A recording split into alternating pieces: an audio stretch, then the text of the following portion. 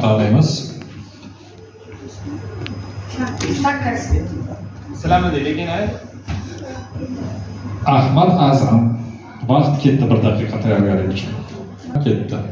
Zamonaviy o'zbek adabiyotining ko'zga ko'ringan yirik vakillaridan biri Ahmad Azam 1949-yilda Samarqand viloyati Jomboy tumani G'azira qishlog'ida tug'ilgan. Ahmad Azam iste'dodli tanqidchi, ssenarist, telejurnalist hisoblandi. U dastlab o'rta maktabni a'lo baholarga tugatadi, keyin Samarqand davlat universitetining o'zbek va tojik tillari filologiyasi fakultetini muvaffaqiyatli tamomlaydi. Bundan keyin u bir nechta gazeta va jurnallarda turli lavozimlarda ishlaydi va O'zlik nomli teleko'rsatuvni ham olib boradi.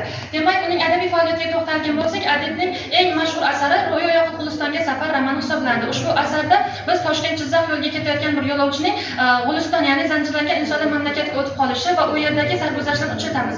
Ahmad Azamning asarlarida biz ya'ni bosh qahramonning o'sha jamiyatdagi boshqa insonlardan qandaydir ma'noda ajralib turishini ko'ramiz. Ushbu asardan asosiy g'oya bu insonning nima deydi, jismini zanjirlash, kishalash mumkin, lekin uning g'oyasini ruhiy olamda kishalab bo'lmaydi degan g'oya ilgari suriladi. Yoki bo'lmasa uning hali hayot bor degan qissasini olsak, bunda bosh qahramon Alam qayerda? Ya'ni bir siqiq muhitda ishlaydi va o'ziga masalan men o'zim shuni his qildimki, inson ishonch bo'lsa o'ziga va iste'dodi bo'lsa hali hayot davom etadi. Demak, maqsad qo'yib shunga intilish kerak degan g'oya ilgari suriladi. Yoki soyasini yo'qotgan odam nomli hikoyasi bor, Marler degan odam hikoyasi bor, oyning gardishi hikoyasi yoki qissalarni oladigan bo'lsak, bu kunning davomi, Asqar tog' tomonlarda degan qissalari bor. Yana Ro'yo Gulistonga safar va o'zi o'ylamagan sovchi nomli romanlar ham mavjud.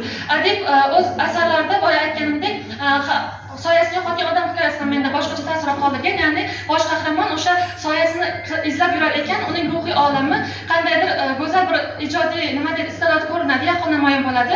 E'tiroflarga to'xtalsak, Ahmad Azam O'zbekistonda xizmat ko'rsatgan jurnalist degan olgan unvonni va Shuhrat medalini ham olgan edi, adashmasam, va uning yana qanday asarlari mayli, rahmat. Vaqtimiz tugadi. Endi davom etamiz. Misollar keltirib, faktlarni keltirdingiz. Hakikaten nihoyatda jon kuyardi, fidoyi. Judayam bir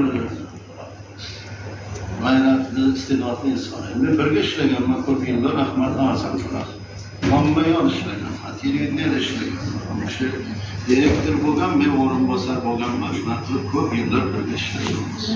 Hozir siz aytayotganingizda eslab o'tirdim-da, shu masalan televideniyada ham ko'p ishlar qilgan, bular ham e'tiboringizdan chetda qolmadi. Ko'p asarlar haqida ham yaxshi to'xtaldingiz. Fakat bitta jihati bor, endi o'zbek tili uchun ham katta xizmatlar bor.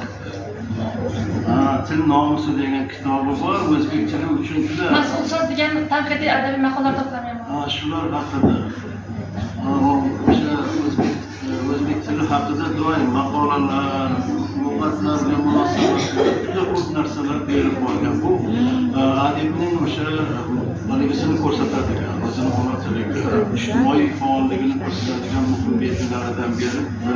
Buni ham doim esda saqlashingizni istardim. Lekin javobingiz bizga ma'qul, men sizga 87 ball qo'ydim. Rahmat. 87. va yana 87. 87. Jami 87. Rahmat.